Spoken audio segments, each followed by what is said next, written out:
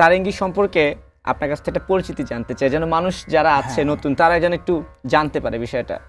সারেঙ্গির ইতিহাসটা বলতে গেলে এটা হচ্ছে one of the most oldest instrument বলা যায়।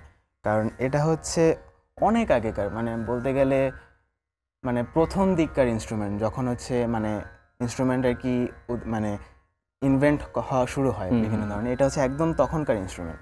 এই জন্য এখন বলতে গেলে এটা আস্তে আস্তে একেবারে হারিয়ে যাচ্ছে। কারণ ফার্স্ট অফ অল এটা বাজানো অনেক কঠিন, আর তার উপরে এটা হচ্ছে বাজানোর কোনো টিচার নেই, এটা হচ্ছে কথা। শেখার ব্যাপারটা একটু শেখার ব্যাপার অনেক কম। তো এটার স্ট্রাকচার যদি আমরা আসি, এটা হচ্ছে পুরো একটা কাঠ, একটা আস্ত কাঠ, এই কাঠটাকে খোদাই করে করে তারপর একটা বানানো আর কি ইনস্ট্রুমেন্ট। তো মেইন হচ্ছে 3টা স্ট্রিং, এই 3টা স্ট্রিং দিয়ে বাজানো। এটা হচ্ছে সা, পা আর বেজের সা। তো আর এখানে দেখা যাচ্ছে যে কোনো ফ্রেট নেই, গিটারের মতো বা সেতারের মতো কোনো ফ্রেট নেই। এটা হচ্ছে আপনাকে ফ্রেটলেস মানে আন্দাজে বাজাতে হবে। যেমন হচ্ছে সরদ আছে বা ভায়োলিন আছে, ভায়োলিনে যেমন কোনো ফ্রেট নেই, জাস্ট ঘষে ঘষে বাজাতে হবে। এটাও সেরকমই জাস্ট ঘষে ঘষে বাজাতে হবে, কিন্তু এটা ডিফারেন্স হচ্ছে এটা আঙ্গুলের উপর থেকে বাজাতে হবে।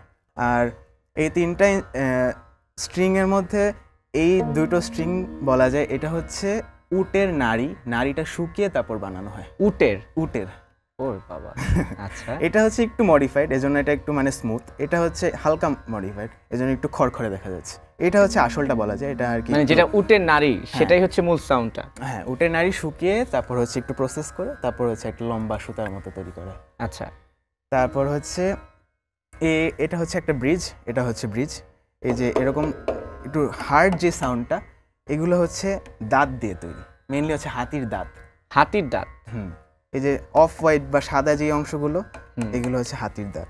আর এই চামড়াটাও ছাগলের চামড়া দিয়ে করা। আর হচ্ছে এটাই। রিক, এখন তো আমার একটা আগ্রহ বেড়ে গেল, মানে আপনি এই সারেঙ্গির যে উপকরণগুলো বললেন এগুলো তো মনে হয় খুব দামি হওয়ার কথা।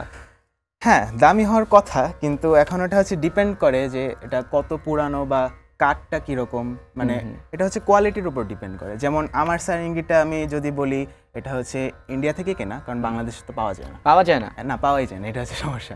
কলকাতায়ও রেয়ার।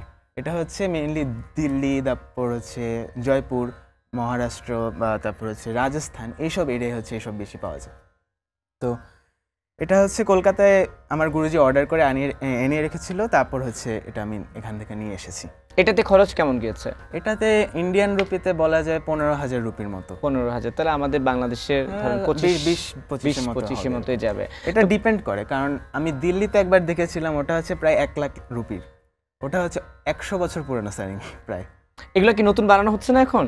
হ্যাঁ, বানানো হচ্ছে, কিন্তু খুব কম বানানো হয়। এজন্য হচ্ছে কম বানানো দেখে, মানে মানুষ কম, এজন্য হচ্ছে দামটাও অতটা একটা বাড়ে না। এবং একটা বিষয় হচ্ছে, তাহলে তো এই যে বললেন না যে বাংলাদেশে পাওয়া যায় না, আমি যদি এখন শিখতে মন চাইলো, আমি তাহলে গিয়ে শিখবো কিভাবে? এটাই হচ্ছে একটা মানে ব্যারিয়ার বলা যায়। আপনাকে হয় কলকাতা বা অন্য কোথাও গিয়ে নিয়ে এসে তারপর আপনাকে শেখা লাগবে।